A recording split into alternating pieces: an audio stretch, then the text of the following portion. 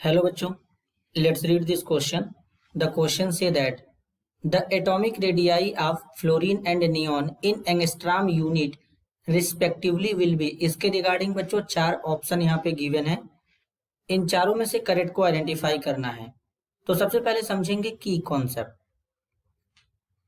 की कॉन्सेप्ट होगा बच्चों एटॉमिक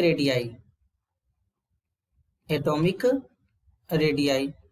तो अब बेसिकली एटॉमिक रेडियाई क्या होगा बच्चों? एटम के सेंटर से आउटर मोस्ट सेल के जो बीच का डिस्टेंस होता है उसे एटॉमिक रेडियस कहते हैं।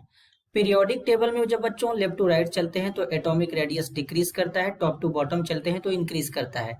इसके पीछे का रीजन है टॉप टू बॉटम चलने पर नंबर ऑफ सेल इंक्रीज करते हैं, जबकि लेफ्ट टू राइट यानी पीरियड में जब मूव करते हैं तो वहां पर नंबर ऑफ सेल कांस्टेंट होता है, न्यूक्लियर चार्ज ज्यादा होता है, इसलिए एटॉमिक साइज डिक्रीज कर जाता है। लेकिन अगर हम फ्लोरीन की बात करें और नियॉन की बात करें तो जो फ्लोरीन होता है इसका एटॉमिक नंबर 9 होता है, नियॉन का एटॉमिक नंबर 10 होता है। बच्चों बेसिकली अगर बात करेंगे तो अब यहाँ पर जो नियॉन होता है ये हमारा क्या है? मोनो एटॉमिक गैस होता है। मोनो एटॉमिक गैस होता है बच्चों,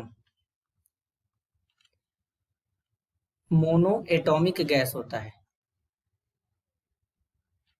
अब ये मोनो एटॉमिक गैस होते हैं, इसमें जो रेडियस होता है वो वांडरवाल रेडियस पाया जाता है, जबकि फ्लोरीन के केस में वांडरवाल रेडियस नहीं पाया जाता, क्योंकि जो फ्लोरीन होता है ये डाई एटॉमिक होता है, मतलब ये F2 के फॉर्म में पाया जाता है, और यहाँ पर ये वांडरवाल रेडियस पाया जाता है नियॉन में। तो वांडरवाल रेडियस जो होता है बेसिकली वो ज्यादा होता है as compare to fluorine.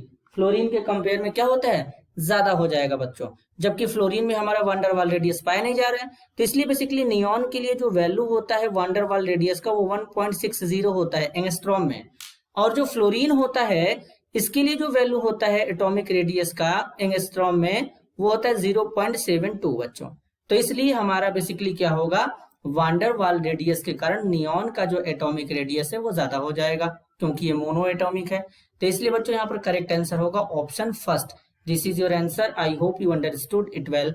All the best.